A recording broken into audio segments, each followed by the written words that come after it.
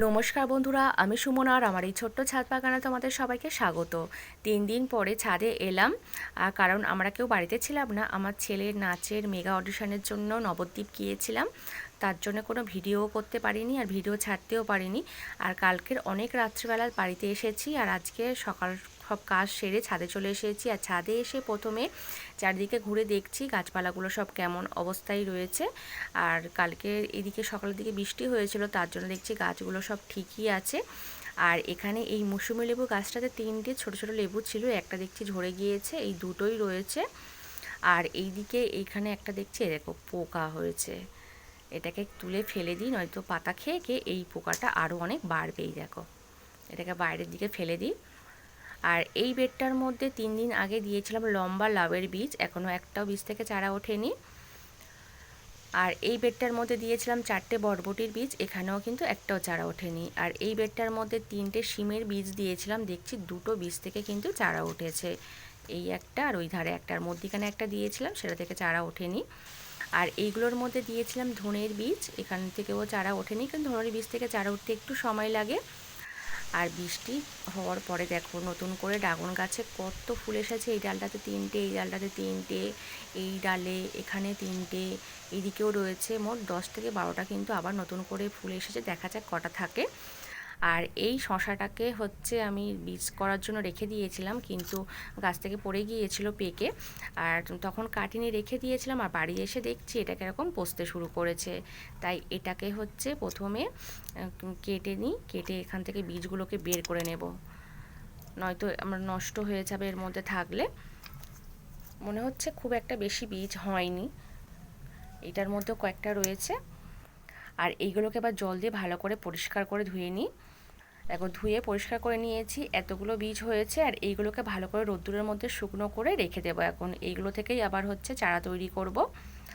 আর মোটামুটি অনেকগুলোই হয়েছে।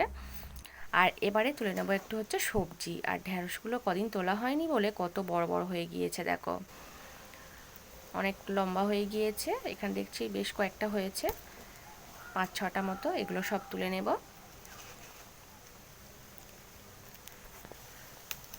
দেখো, সব ঢ্যাঁড়স তুলে নিয়েছি। আর যে ছোট্ট একটা হচ্ছে ঝিঙে ধরেছিল, সেই ঝিঙেটা বড় হয়ে গিয়েছে, এটাকেও তুলে নেব। এটাই কিন্তু প্রথম হচ্ছে ঝিঙে। আর এখান থেকে 2টো বেগুন তুলে নেবার। ওইদিকে সাদা বেগুন একটা দেখে গিয়েছিলাম ছিল, দেখছি কিসে খেয়ে নিয়েছে, নেই আর। এইটা ছোট, তুলব না, থাক। আর এই গাছটাও কয়েকটা ছোট ছোট রয়েছে। আর এবারে তুলে নেব একটু লঙ্কা।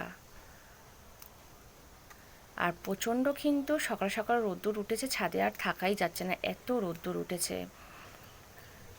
এদিকেও কয়েকটা রয়েছে, এই বুলের লঙ্কা তুলে নেব, তুলে নিয়েছি।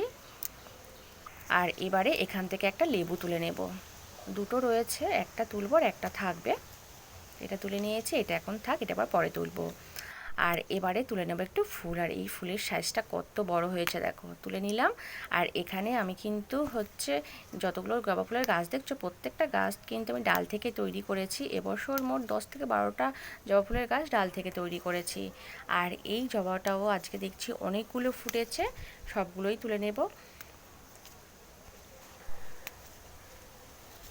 তো এখানেও রয়েছে একটা, এতগুলো ফুল তুলে নিয়েছি। আর এদিকেও হচ্ছে কয়েকটা অ্যালামন্ডা ফুল ফুটেছে, এগুলোও তুলে নেব। দেখছি অনেকগুলো অ্যালামন্ডা ফুল ফুটেছে। আর ছাদের ওই ধারে যে ডালগুলো চলে গিয়েছে, ওইগুলো থেকে তো ফুল পাড়তে পারি না, হাত পায় না।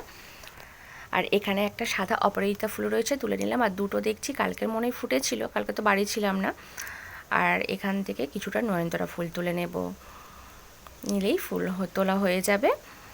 আর এখানে দেখো বন্ধুরা, আমার কিন্তু সবজি ফুল সমস্তটাই তোলা হয়ে গিয়েছে। ফুল কিন্তু আজকের অনেক পেয়েছি, জবা আর অ্যালামন্ডা ফুল করে। আর এইগুলো কিন্তু পুরোটাই জৈবভাবে করা। আর আজ কিন্তু বন্ধুরা এই পর্যন্ত, টাটা বাই।